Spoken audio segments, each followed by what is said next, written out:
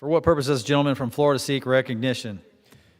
Mr. Speaker, pursuant to the order of the House, February 10, 2026, I call up House Joint Resolution 72, and I ask for its immediate consideration in the House. The clerk will report the title of the joint resolution. House Joint Resolution 72, joint resolution relating to a national emergency by the President on February 1, 2025.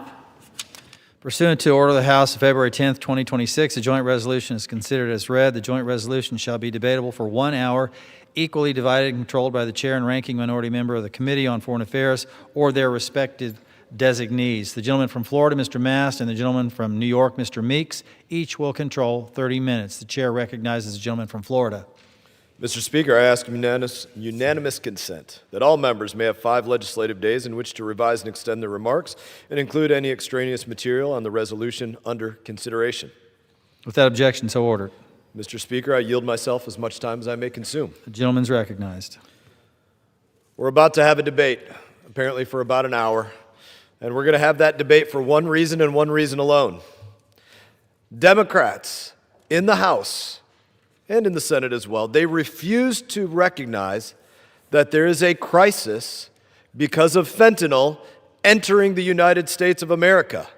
On our northern border, on our southern border, through the Caribbean, other places. They refuse to recognize that threat anywhere, but specific to debate today, they would like to end an executive order relating to the crisis of fentanyl coming across our northern border. Democrats don't recognize that there is a crisis, that it's killing thousands of Americans, tens of thousands of Americans each and every year.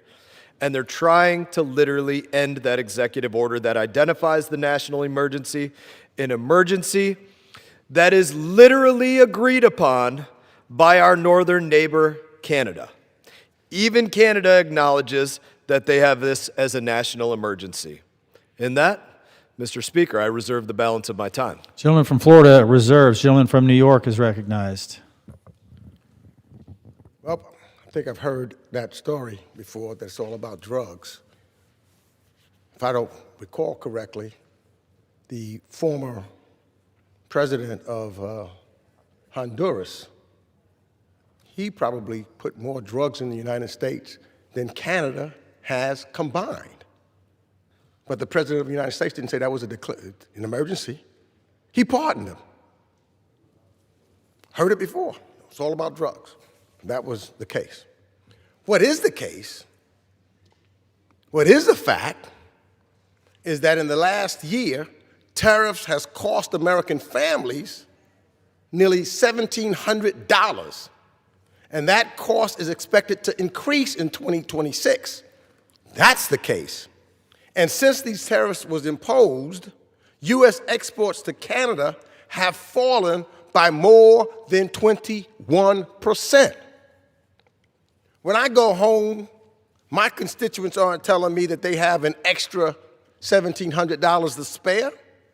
They're asking me to lower grocery prices, lower the price of health care, and make life more affordable. That's what this is about. It's about the American people and making things affordable for them. So, today's vote is simple, very simple.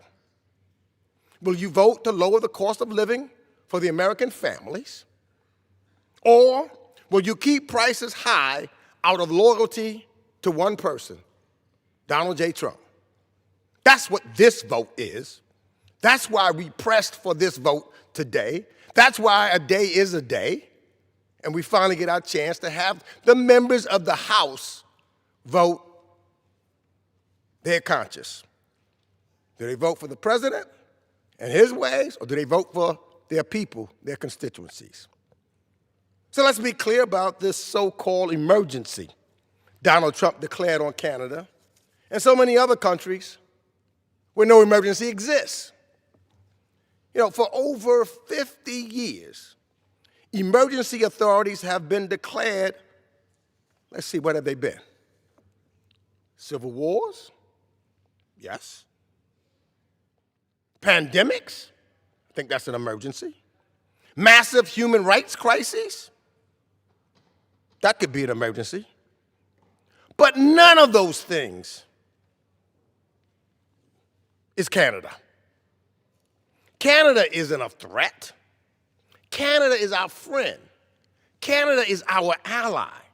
Canadians have fought alongside Americans, whether it was in World War II or the war in Afghanistan, where 165 Canadians gave their lives after our country were attacked. There is no national emergency. There is no national security threat underpinning these threats.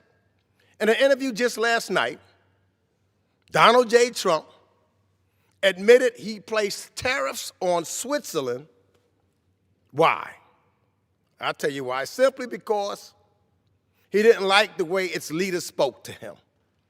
So he put tariffs on Switzerland. That's not a strategy. That's impulse. That's a person who's just trying to say that he's the king. And guess what? For that impulse, who's going to pay the price for it? Who's going to pay the price for that impulse? I'll tell you who. It's the American people. Your morning coffee, your kids' chocolate, life-saving medical devices. Guess what? Those are the Canadian goods that are being hit by 35% tariffs. Americans are paying more for health care and their daily essentials during an affordability crisis. Why? Because of a manufactured emergency and one person's ego. And the damage doesn't stop there. American products, what about them? Well, guess what? They are being boycotted across Canada. Now, don't believe me? Just look at the president's social media post from just 2 days ago, where he said, quote, Ontario won't even put the U.S. spirits, beverages, or other alcoholic products on their shelves. Tourism from Canada is down 30%. People in the hospitality industry, Las Vegas, my home state of New York, Chairman's home state of Florida, are losing their jobs because Canadians do not want to come to the United States of America. And what are the American people getting in return? I'll tell you what they're getting. Higher electricity costs than one of the coldest winters in modern history. I'll tell you what else they're getting. Higher food prices, higher costs for industrial goods and health care. These is heads we lose, tails we lose. Tariffs are bad for American workers, bad for businesses, bad for working families. And instead of addressing the affordability crises, which the president has called a hoax, Republicans have spent a year blocking this vote to protect Donald Trump rather than doing the job to help the American people and what the American people did send us here to do, to lower costs. That ends today. Every member now has to go on record. Do you stand with the disastrous trade war or with your constituents who are demanding relief? It's time we end this so-called national emergency, because the only emergency here is the economic one created by Donald J. Trump's tariffs. I urge the adoption of the resolution and the termination of these unnecessary and harmful tariffs, which are just taxes on the American people. And I reserve the balance of my time. Gentleman reserves. Members are reminded to refrain from engaging in personalities toward the president. Gentleman from Florida is recognized. Mr. Speaker, there's a lot to correct from that diatribe that I just heard. And so I'm going to start to go through some of that. Number one, who will pay the price? That was a question begged by my colleague. Who will pay the price? And it's a very sad thing to have asked by this colleague of mine. Can I see that board here? Because it's important to remember, what is this resolution? This resolution ends an emergency related to fentanyl. The gentleman over here, 5,000 people a year die in his state alone from fentanyl. So if he wants to beg the question of who's going to pay the price of him trying to end an emergency that actually for the first time has Canada dealing with fentanyl because of the pressure being put on them, who's going to pay the price? It's going to be 5,000 more of his state's residents. That's who's going to pay the price. I think he mentioned as well, the gentleman next to me, when he goes home, this is what he sees when he goes home. When he goes home each and every year, because they don't want to address fentanyl, they're going to see 5,000 less faces because they don't want to deal with fentanyl. He said it himself. I see no emergency. The so-called emergency were the exact words that were used. The so-called emergency. There is no emergency that exists, to quote my colleague. If 5,000 people were dying in my state every single year from one thing and one thing alone, I think that's an emergency. And his people are going to pay the price. So let's be clear again about what this resolution is and what it's not. It's not a debate about tariffs. You could talk about those, but that's not really what it is. This is Democrats trying to ignore that there is a fentanyl crisis. Again, they just ignored it. They just literally said it doesn't exist.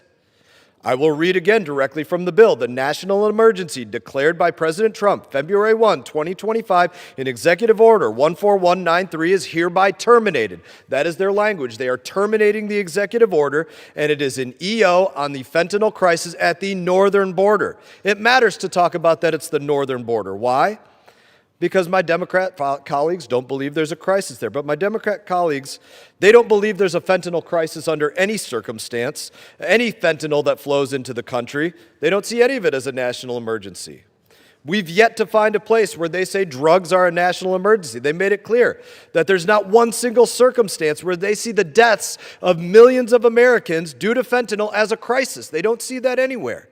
So let's look again at my colleague's own state. Last report. This is reports. Almost 5,000 deaths. Just under that. Or we can talk about the largest fentanyl lab found in Canada. Where was that found in Canada that was recently shut down because of the pressure President Trump is putting on Canada? 30 miles from the New York border. They didn't close it down 2 years ago, 3 years ago. Why not? Because Canada didn't have the pressure put on them to do so. That's not a coincidence. But, again, you know who's going to pay the price for taking the pressure off Canada? It's going to be the constituents of my colleague, where 5,000 people die a year from fentanyl overdose. If I were him, I would think that's a pretty big emergency. I lost 2,500 brothers and sisters in Afghanistan over the course of 20 years. Our country took that extremely seriously for every single one of them. Mr. Meeks, his state is losing double that from fentanyl alone every single year. And he says, I see no emergency. That's sad for the people of New York. The administration is doing everything that they can to defeat fentanyl, while my Democrat colleagues are willing to do everything that they can to have those deaths continue. They don't support striking drug boats. We know that much. They don't support removing cartel leaders. We know that. And apparently, they don't support tariffing a country that acknowledges they have a drug trafficking crisis, but they weren't doing anything to fix it. So I'm going to suspect that my colleague over here doesn't know this as well.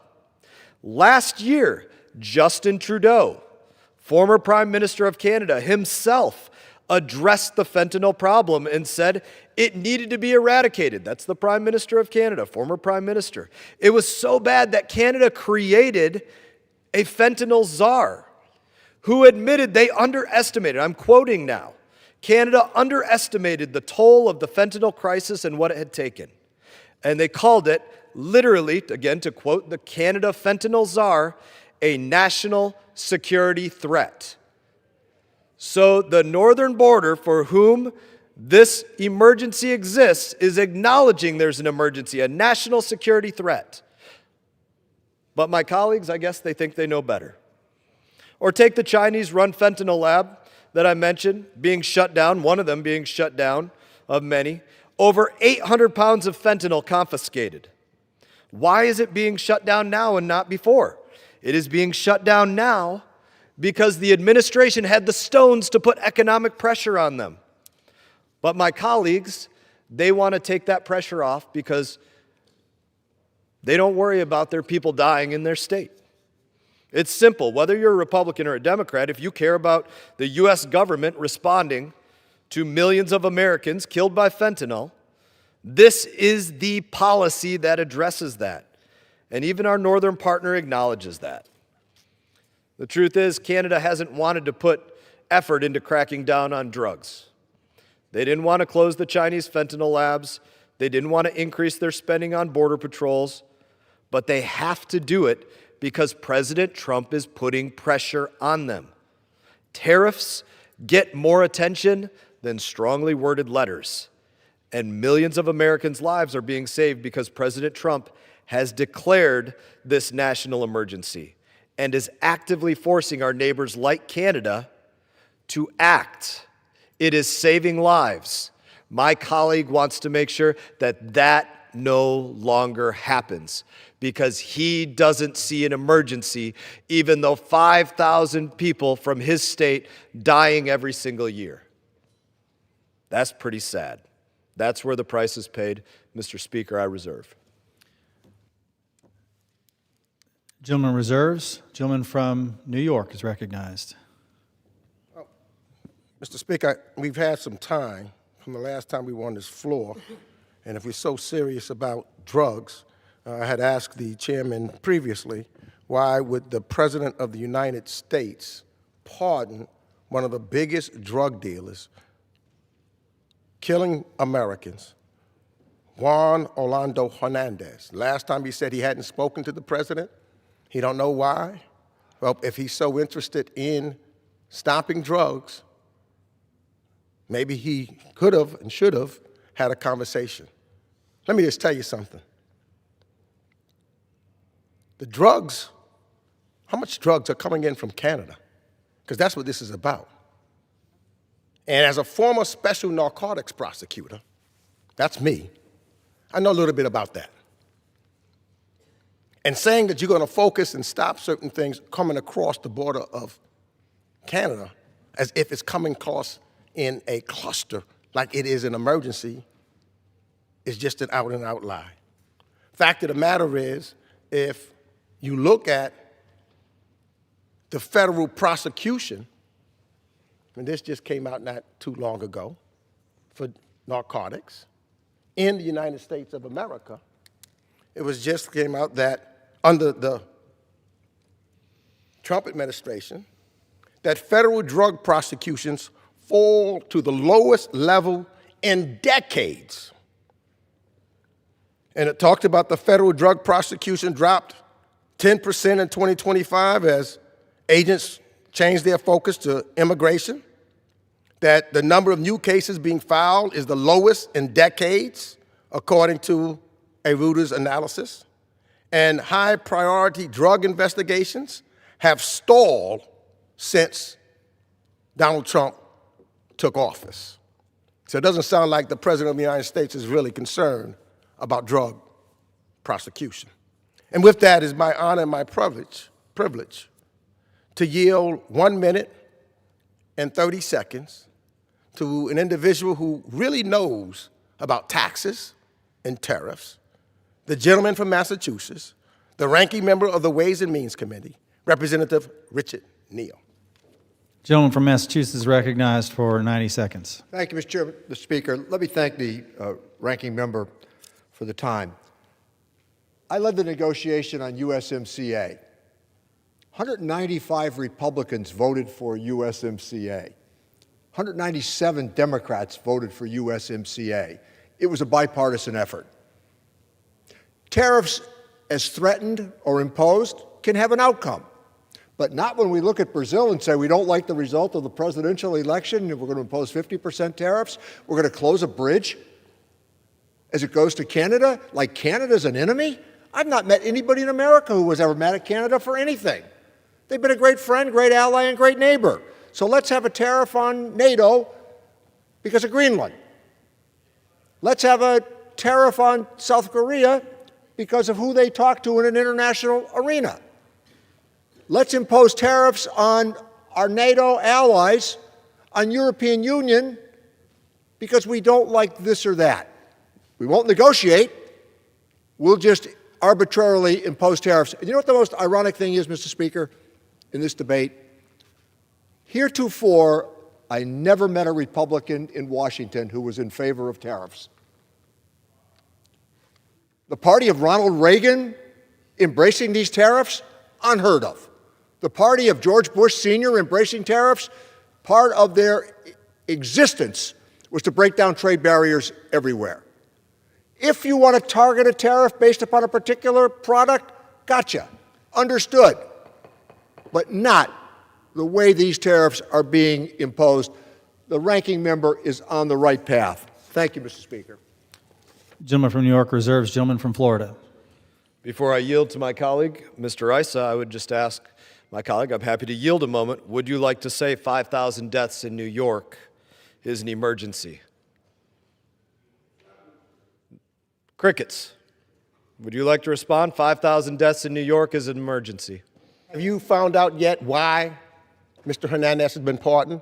If you don't want to ask, you want to answer about New I want York? to ask. I just want to find out by now because I would prosecute him. I gave you my speculation. Might have been making room for Maduro. Have you had a conversation with the president about it? We didn't have that talk, but he might be Well, making you room for should, Maduro. if But you consider. again, would Why you like aren't to you say? prosecuting cases now? Would you like to say 5,000 deaths are an emergency in New York? It will not Yes be or coming no? from Canada. Members are reminded to direct their comments to the chair. Can Gentleman we from engage Florida. in a colloquy? Is that something we can do? Can you do a colloquy? Even in the colloquy, the comments are to be directed through the chair. Very good, Mr. Speaker. Then in this colloquy, I would present the opportunity again. Would my colleague like to again deny or admit that 5,000 deaths in New York related to fentanyl is an emergency?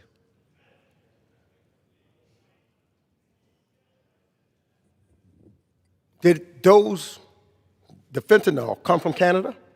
Much of it did.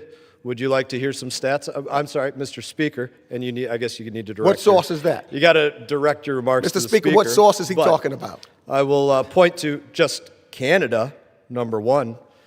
Canada in the last year, an additional 8,000 fentanyl-related arrests because they finally started cracking down on it. It was an increase of 80% that was seized at the U.S.-Canada border because of the actions taking place. So, yeah, No, there I were think deaths that's going on Canada in New doing York. law Finally. enforcement I on don't its know if he side, wants to. and we're not doing now law enforcement Mr. Speaker, on I'm our gonna side. end this colloquy and Gentleman's regain my reclaiming his time. Gentleman from Florida. And just note for the record, again, ample opportunities have been given for my colleague who represents New York to just say 5,000 fentanyl-related deaths in New York is an emergency. Silence, crickets, no response, because the death of 5,000 of his statesmen apparently means nothing to him. I yield my time to as much time as may be needed to Mr. Issa. Gentleman from California is recognized. Thank you. I thank the chairman. I'm going to slightly drift off, but not really leave this point. Fentanyl kills 5,000 in New York. It kills 100,000 in the U.S. It kills thousands in Canada and thousands in Mexico. And those numbers are staggering. But those numbers are a small part of the tragedy to families. For every fentanyl death in our countries, there are families who are suffering. For every fentanyl death, there's somebody that goes to the hospital multiple times. For every fentanyl death, there's 3 or 4 people who are living homeless, drug addicted, and their families are suffering. For every death, there is in fact a broken relationship somewhere. That's not 100,000 in America, that's millions in America. Mr. Speaker, I don't know of an American that you talk to about fentanyl that won't tell you that they know someone whose family, their health, their child has been destroyed by fentanyl, many of them being destroyed as we speak. There's about 1,900 miles of Mexican border between us and the United States and Mexico. I represent about 80 of those miles right there outside of San Diego. I've seen the border closed as best it possibly could in an amazing way. I've seen submarines still coming in the Pacific to try to circumvent it. I know we will never get to zero. All the president has asked Canada to do is show the kind of effort they can afford as a first world country. And that effort should be far greater at all of their borders than Mexico, who is a relatively poor country. That effort should be shown, and if it's shown, the president's made it clear these tariffs will immediately go away. So this isn't a tariff that is just because you don't like someone. It's a tariff that says this behavior, this leverage is being used for one purpose, to get you to live up to a standard that is in your own best interest. And by the way, the 5,500 miles of land border between the U.S. and Canada is our longest by far. The thousands of miles of sea border that Canada needs to also patrol is huge. And this president stands with Canada to help them do it, to help in technical ways and every other way. But we cannot allow millions of Americans and countless other Canadians and Mexicans to continue to suffer without us having the real empathy to do something about it. The chairman said, what about the 5,000? And we got this answer, well, how do you know that they came from Canada? I'm sorry, but every time we have a major bust on the Mexican border, my agents tell me that we're getting maybe 10%, maybe 20% in certain areas. We're never getting 80 or 90%. So the reality is that those are indications of a small amount of what is getting in through Buffalo and other borders into the United States. Now, although the gentleman from New York is from a fairly populous country or state, he is not from a state without a large rural border, one that you can simply walk across with impunity normally, that has been used to smuggle drugs successfully. So the point I make here today, and I thank the chairman for the time, is every life matters.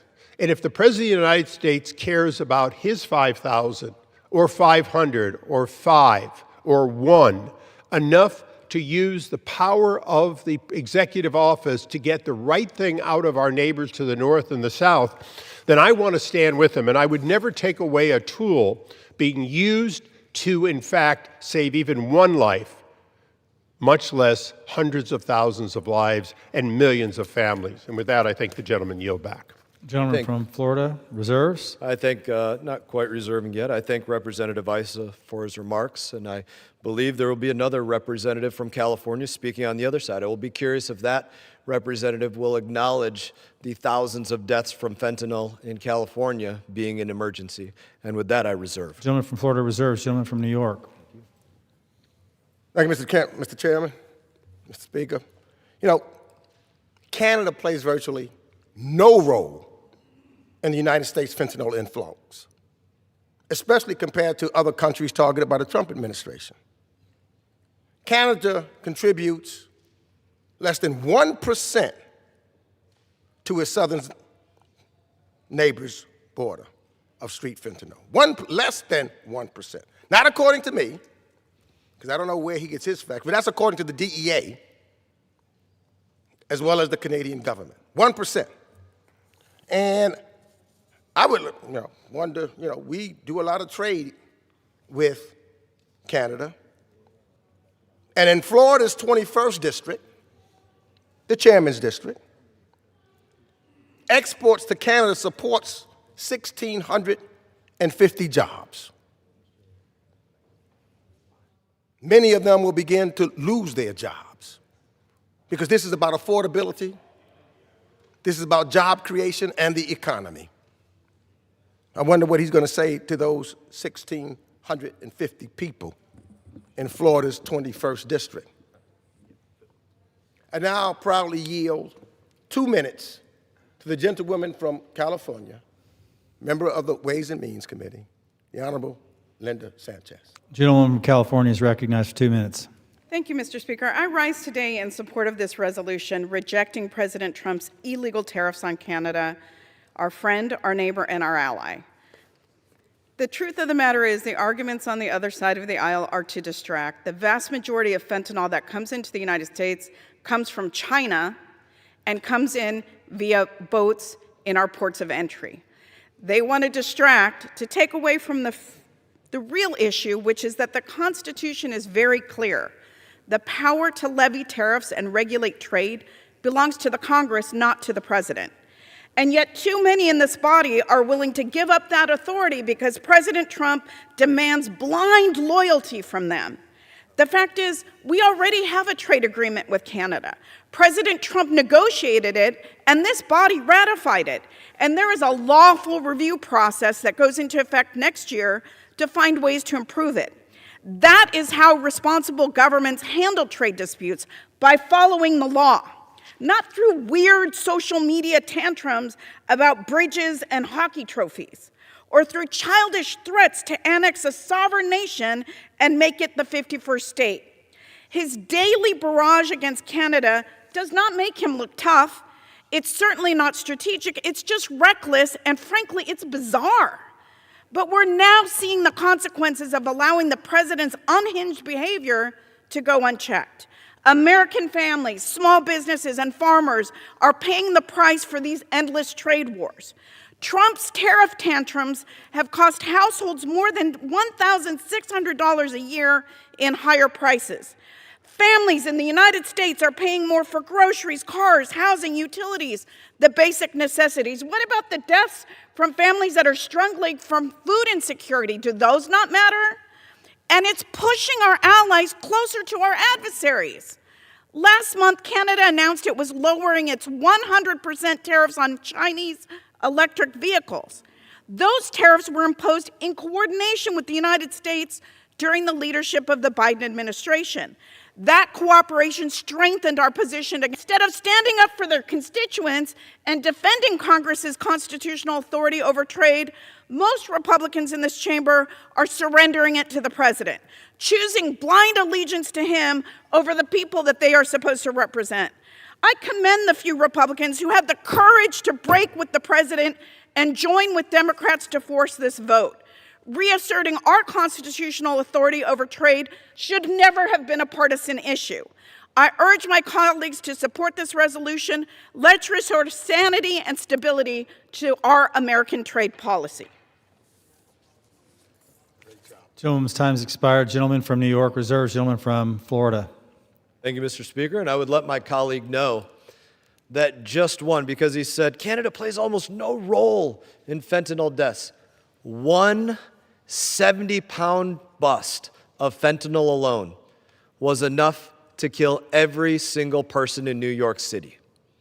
But again, my colleague is unwilling to acknowledge that this is about fentanyl, because that's literally what the executive order says, and unwilling to acknowledge that 5,000 deaths in his state is an emergency, certainly in 1 year. I'm happy to yield 3 minutes to the gentleman from Texas, the chair of the Budget Committee, Mr. Arrington. Gentleman from Texas is recognized for 3 minutes. I think my friend, the gentleman from Florida, today on this floor, Mr. Speaker, the Democrats fought Republicans to require a voter ID to protect the integrity of our elections, the cornerstone of our democratic republic. Now, they stand here today on the floor of the People's House fighting the president in his effort to protect the lives of the American people against what is the most imminent threat and the number one cause of accidental deaths and drug overdoses. We know where their drugs are coming, pouring into our country and our communities, killing our friends, killing our families. I can't think of a greater security concern than this. The president, by the way, has effectively and appropriately promoted and defended America's economic and security interest by the use of tariffs. Today, Mr. Speaker, as a result, we have a lower trade deficit than we've had since 2009. By the way, the top 20 economies in the world that we do business with had twice the tariffs on our products, 3 times the tariffs when you measure agriculture products, and the deficit is going down. Quadruple revenue to strengthen America's balance sheet, pay down the tax on our children, which is the deficit, gone from 6.3% to 5.9%, and exports are at an all-time high. Now, what's the issue here? It's not about 301 unfair trade practices, although there are plenty of grievances against our northern neighbor in that regard. This isn't about USMCA. The USMCA products flowing from Canada to the United States are exempt. 85% of the products, we're not talking about that. It's not about 232. This is about one particular authority that this Congress empowered our commander-in-chief with to deal with unusual threats outside of the U.S. that would impact our national security, our foreign policy, and our economy. Now, I can't think of anything more unusual, and I can't think of a bigger threat than a chemical warfare waged against the United States of America. And any president worth his salt, any commander-in-chief, would be derelict in their duty if they didn't use every tool at their disposal to stop it. And for my president to expect our neighbor from the north to have the same vigilance and the same urgency as he has because of the American people's mandate to stop this madness and protect our children, God bless him. God bless him. And for my colleagues to run to the floor, to raise their hands, and to scream afoul that this president is somehow using tariffs in a way that has nothing to do with our interests. To talk about food security, we could go down the list. We wouldn't have food insecurity if we didn't have a cost of living crisis where the fuse was lit by unbridled spending. We could go down the list. And yes, we're doing something about that. We're bringing interest rates down. We're bringing real wages up. And we're also preserving food stamps so they're not being defrauded or being spent on people here illegally. So I would love to keep debating all day long, Mr. Chairman. Thank you for the time. God bless America and go West Texas. Gentleman from Texas. I reserve. Yields. Gentleman from Florida reserves. Gentleman from New York. Let me just say real briefly, how much time is left? 16 minutes. Let me just say real briefly, the talk time is soon over because of what I'm hearing from the other side. Basically, what this is about is the American people having a chance to see where their members are. Whether they want to, they will judge ultimately, believe that this is an emergency from what they hear and know of the president, or whether they're concerned about their cost of living, whether they're concerned about that hot chocolate, whether they're concerned about that coffee, whether they're concerned about life-saving medical devices. And what this will do, which has been blocked for almost a year, is simply to have a vote on the House floor so the American people can see. Because then ultimately we will know which way is the right way for them. We're here to represent the United States of American citizens, not a president. And we soon, and that's what's going to happen, a vote, which is what I've been asking for over a year. If you think this is an emergency, if you believe the president, you're going to vote that way. But if you think this is going to be accountable to the American people, if you think that the American people will say that the cost of living, the cost of electricity, the cost of food, every day that they go to the market is of concern to them, they will be watching how you vote on this bill. They will be watching. Vote how you want. This is for the American people to see where you stand with them or the President of the United States. I yield 1 minute To the gentlewoman from Oregon, Representative Andrea Salinas. A woman from Oregon is recognized. Mr. Speaker, I rise today to oppose President Trump's disastrous tariffs and shine a light on the real harm they're causing families and businesses in my district. My district is home to some of the best wineries in the world, and Canada is our single largest foreign market. But after Trump imposed his tariffs, Canada responded with their own tariffs that lasted for months. Many Canadians continue to boycott our products, all while our growers and producers pay the price. They're facing higher costs, shrinking communities, and real economic pain for real families. In October, wine sales to Canada were down 84% when compared to last year. If we fail to act, this Congress will be complicit in enabling President Trump to destroy the hard-fought relationships my community has brokered. Wineries in my district built their relationships across the border over decades, and in one day, President Trump destroyed them. These tariffs hurt American farmers and American consumers alike. We must act and protect the American people from the volatile whims of a petulant president. I urge an aye vote. Thank you, and I yield back. Gentlewoman yields. Gentleman from New York reserves. Gentleman from Florida. Mr. Speaker, it's amazing to me. We're talking about the deaths of thousands of Americans, tens of thousands of Americans, and somebody's talking about wine. The lives of tens of thousands of Americans, my colleagues' wine. Let's get some perspective here. I'm proud to yield 2 minutes to my colleague from Florida, Mr. Fine. Gentleman from Florida is recognized for 2 minutes.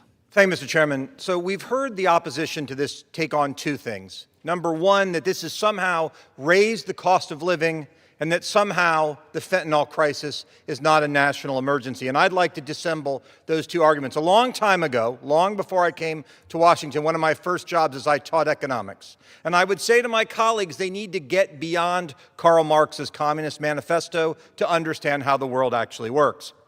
When Joe Biden was president, prices went up 5% a year. Under the Trump trade regime that is supposedly making things so expensive for people, it's gone up half that amount, 2.7%. Obviously, tariffs are not the problem. Economic results. The last quarter, our economic growth as a nation was 4.4%. The economy is booming. That's almost double what we saw the previous year under Joe Biden. His number started with a 2. These tariffs, rather than hurting America, have brought $15 billion. That's just from Canada that we can use to pay down our debt and pay down our deficit, again, as we have lower inflation and higher economic growth. And it's worked. The chairman talked about the cost of 5,000 lives a year in New York, almost 100,000 nationwide. But those statistics are a year old. Under President Trump's tariff regime, where he has cracked down on it, last year, fentanyl deaths in this country dropped by 21%. That's 20,000 Americans who did not die because of a fentanyl overdose. That is 20,000 national emergencies diverted. That's 20,000 families that aren't destroyed. That's 20,000 futures that still get to be in our country. We should not be criticizing the president for what he has done, because the last thing I'll say is this. When I taught economics, we had a concept called Pareto optimality. It's something where everything is good and nothing is bad, and that's exactly what's happening here. I yield back. Gentleman yields. Gentleman from Florida. Reserve. Reserves. Gentleman from New York is recognized. One thing that I will say, yeah, the economy is booming. If you're a billionaire, the economy is booming. But when I go home and I talk to my constituents, what they tell me is that the price of beef has risen 16.4% over the last year.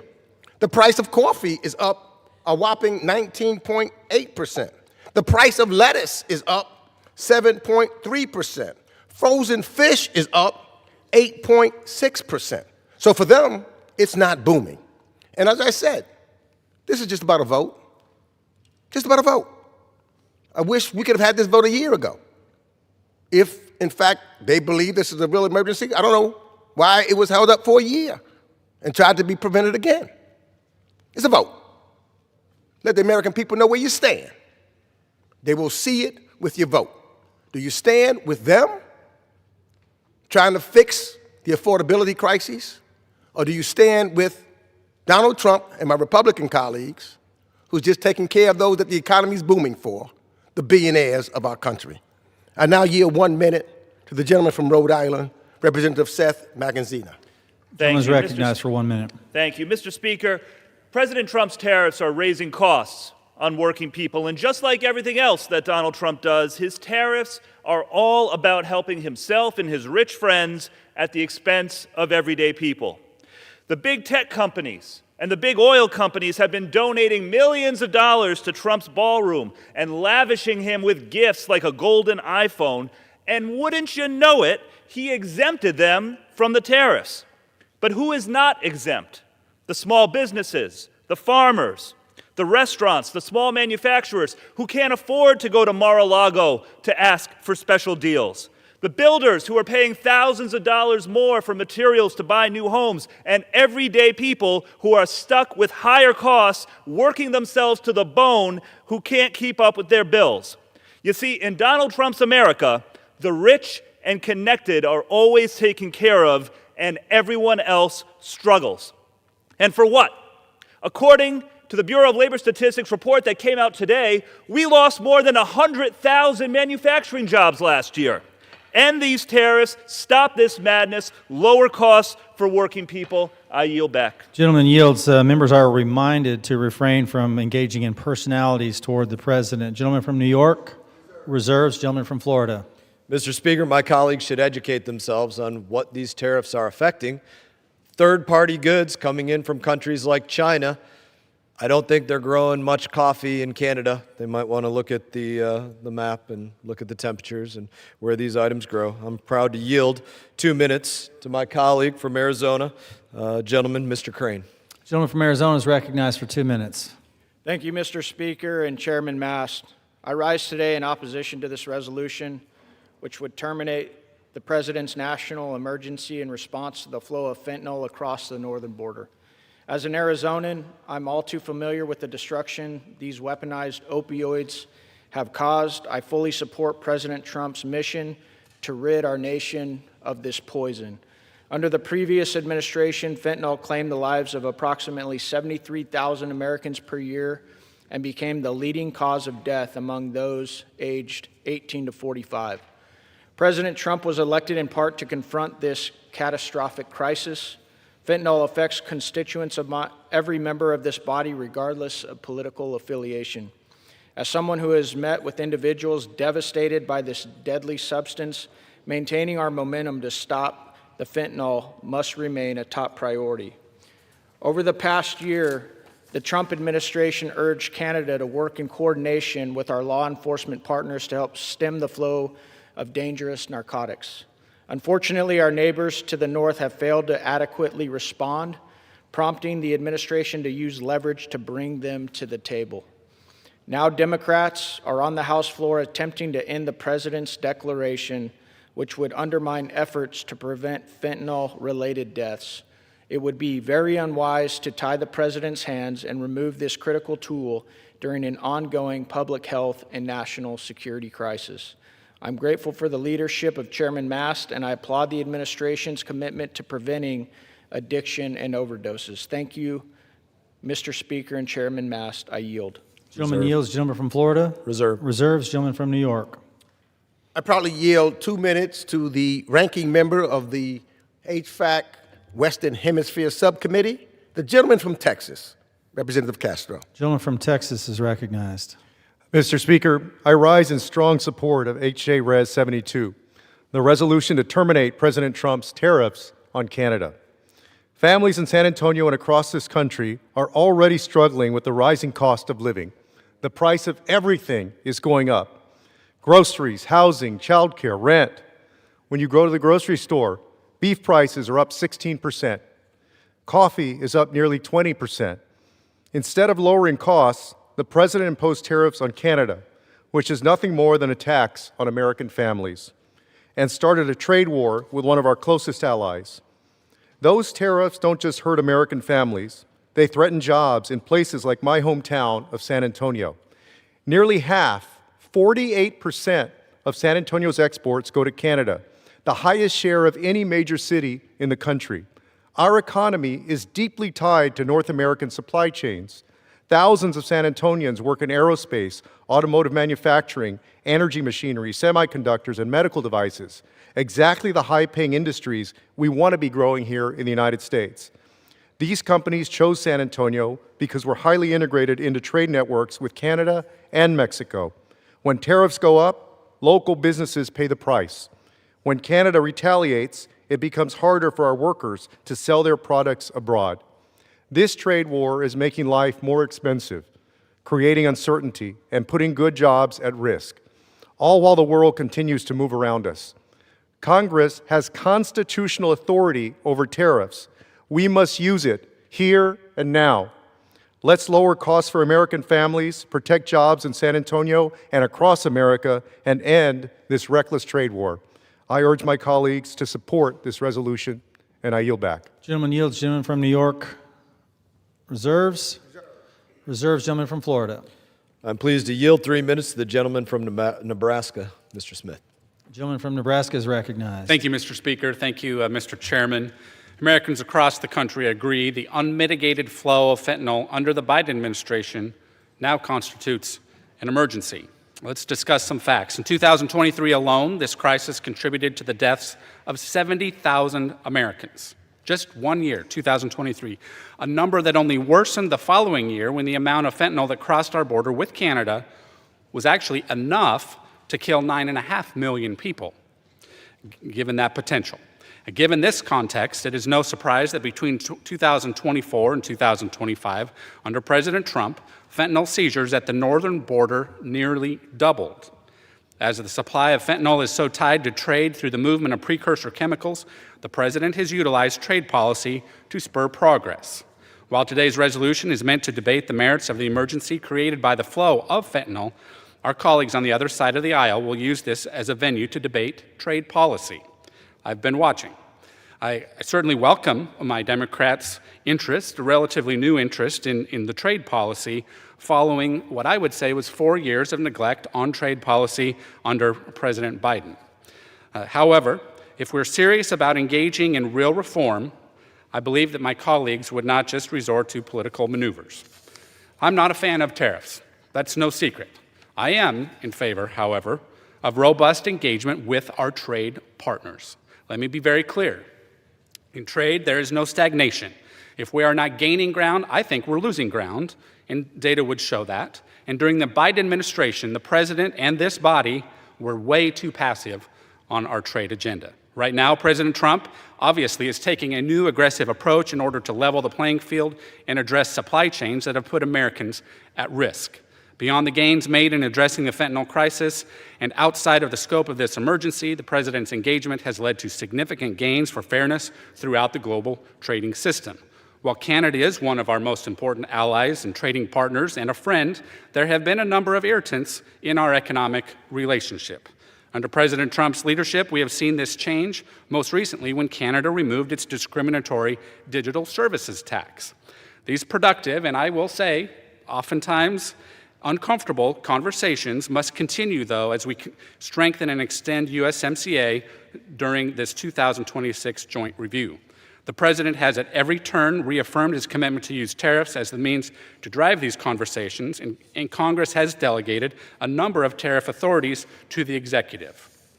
While we are ultimately debating the merits of the emergency, let me be clear. This approach will not change the President's tariff strategy, just the conditions. This body works best when engaging with the full context of the policy environment. As we await the Supreme Court's decision on whether tariffs lie within the authority of IEEPA, today's politically motivated vote, I believe, is premature. If my colleagues have full confidence there is no risk of fentanyl imports at the northern border, then they have more faith than I do. But if this resolution is instead driven by a newfound tariff skepticism, I urge them to allow the Supreme Court to first make its decision. To overlook the very basis of the emergency in the hopes of removing tariffs for which the President has other authorities to pursue only increases uncertainty in the short term. With that, I urge my colleagues to vote no on the resolution. I yield back. Gentleman yields. Gentleman from Florida. Reserve. Reserves. Gentleman from New York. I yield 1 minute to the gentleman from Texas and the member of the Ways and Means Committee, Representative Lloyd Doggett. Gentleman from Texas is recognized. President Trump's repeated bullying of Canada and its eloquent Prime Minister Carney is both embarrassing and alarming. Our country could not have a better neighbor or trading partner than Canada.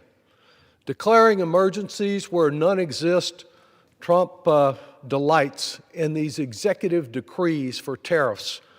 He can act like a king, and he's enabled to be a king-like figure on this issue by his Republican enablers, even though it's costing American families thousands of dollars.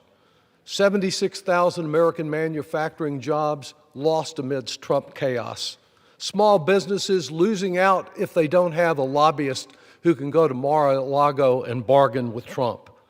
This vote is about affirming no king, no rule by decree from the president when he has no authority to do this, and recognizing that our Constitution places responsibility for trade and tariffs where it should be right here in this Congress. I yield back. Gentleman yields. Members are reminded to refrain from engaging in personalities toward the president. Gentleman from New York? I reserve. Reserves. Gentleman from Florida? I reserve, and I have no more speakers. Gentleman from Florida reserves. No remaining speakers. Gentleman from New York is recognized. I yield 1 minute to the gentleman from Nevada, Representative Stephen Horsford. The gentleman from Nevada is recognized for 1 minute.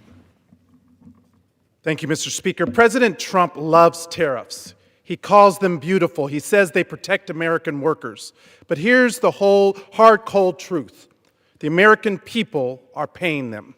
Just today, the nonpartisan Congressional Budget Office confirmed what families already feel.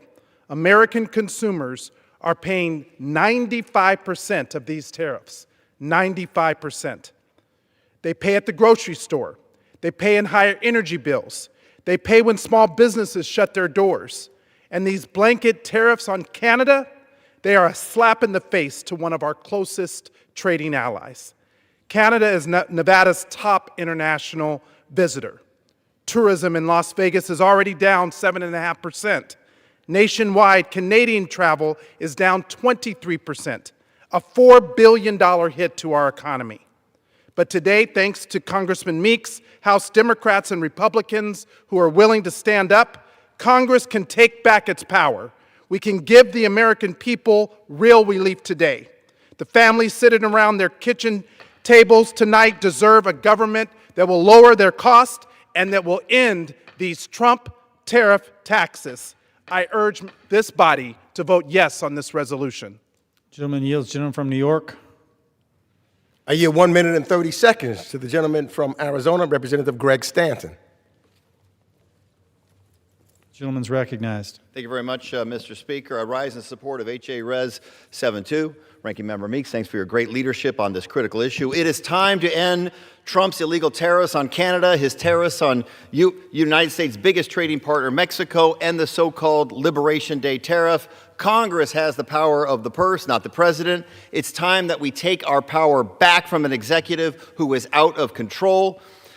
Trump's tariffs have been a massive tax on the American people, costing an average household $1,000 per household just in the last year. These tariffs have led to slower job growth, a declining manufacturing industry, less investment.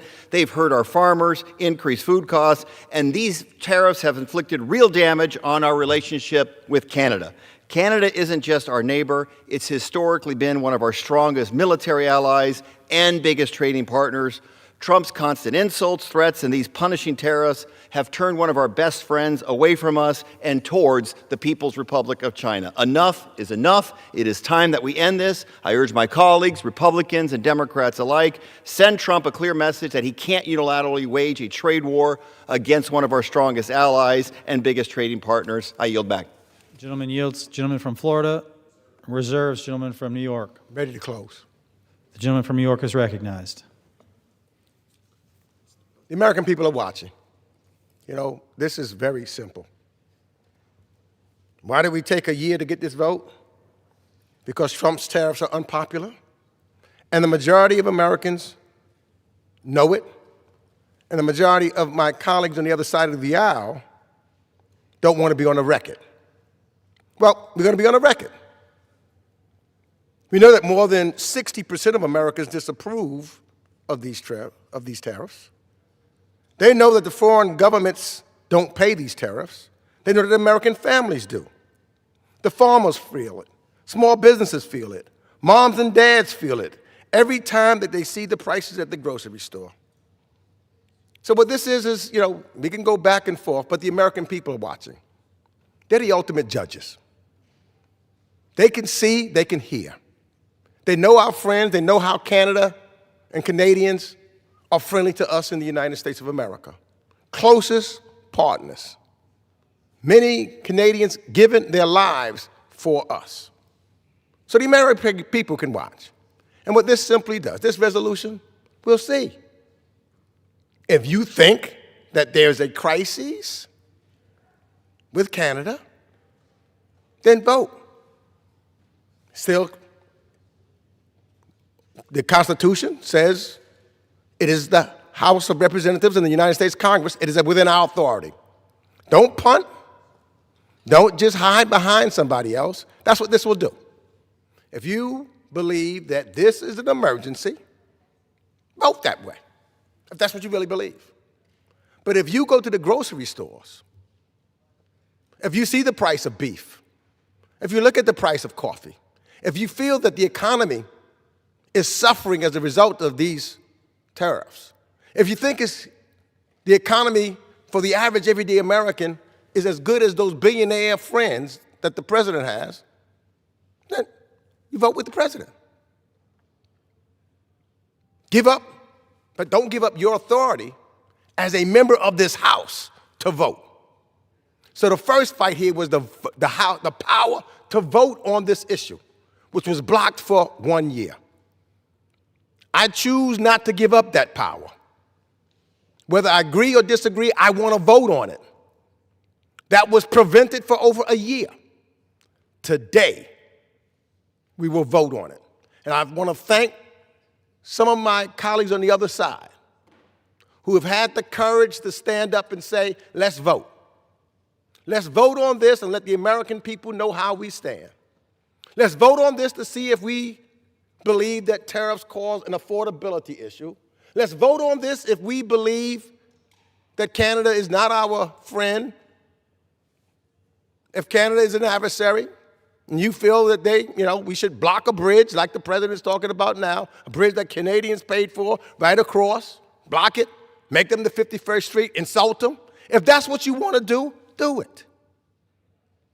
But if you want to stand and bring down prices, if you want the average everyday American to be able to raise their children and live an American dream, if you want to make sure that families can afford to pay their rent, can afford to buy food, can afford to have health care, then you vote yes for this resolution. You and the jury is really the American people. They ultimately will vote. They ultimately will tell us what is in their best interest. I have confidence in the American people. That's why I wanted to vote on this bill. I didn't want to play the funny rules that were being played and was attempted to play last night. And fortunately, some of my colleagues on the other side did not want to play that game anymore either. So those rules and those games that was played to prevent a vote on the floor of the United States Congress are over. That's what this is about. So the American people can see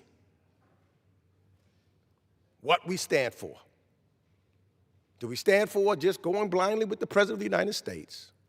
Or do we stand for the American people and making sure that their cost of living is cheaper and affordable so they can simply send their kids to school and be able to put a good meal on the table and a roof over the heads of their families? That's what this vote is about.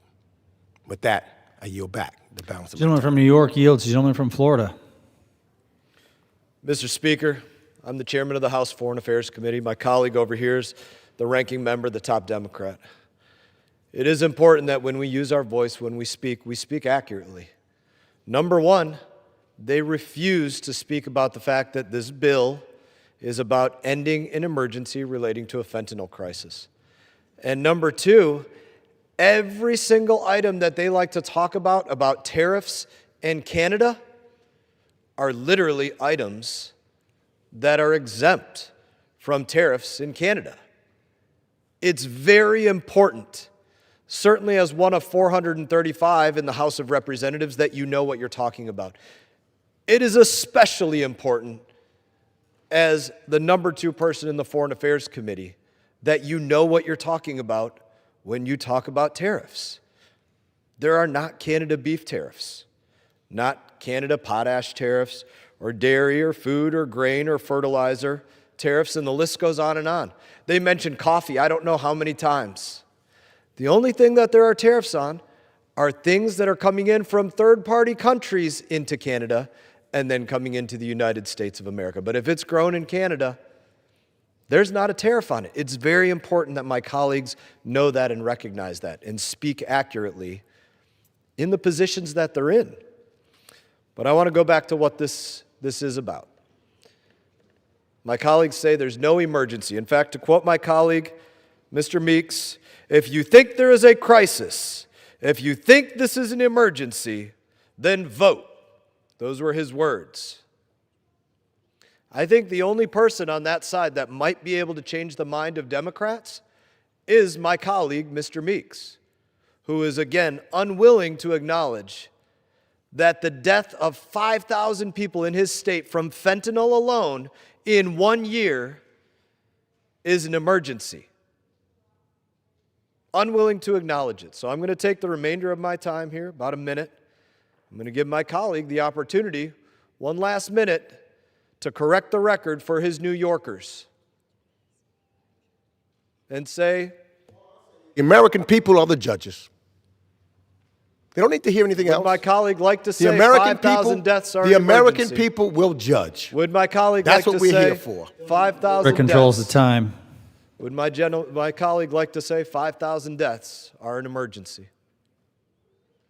5,000 deaths in his state in 1 year from fentanyl, preventable. President's doing everything he can to stop it with drug boats, with the Caribbean, with the northern border, with the southern border. Crickets. Hear a pin drop in here. Not a word from them. Thank you, Mr. Speaker. I yield. No Gentleman time yields. left. All time for debate has expired pursuant to the order of the House of February 10th, 2026. The previous question is ordered on the joint resolution. The question is on engrossment and third reading of the joint resolution. Those in favor say aye. Those opposed, no. The ayes have it. Third reading. Joint resolution relating to a national emergency by the President on February 1st, 2025. Question is on passage of the joint resolution. Those in favor say aye. Those opposed, no. The joint resolution is not passed, and without objection, the motion to reconsider is laid on the table. Gentleman from New York is recognized. Ask for a roll call vote. Does the gentleman request the yeas and nays? The yeas and nays are requested. Those favoring a vote by the yeas and nays will rise. A sufficient number having risen, the yeas and nays are ordered pursuant to Clause 8 of Rule 20. Further proceedings on this question will be postponed.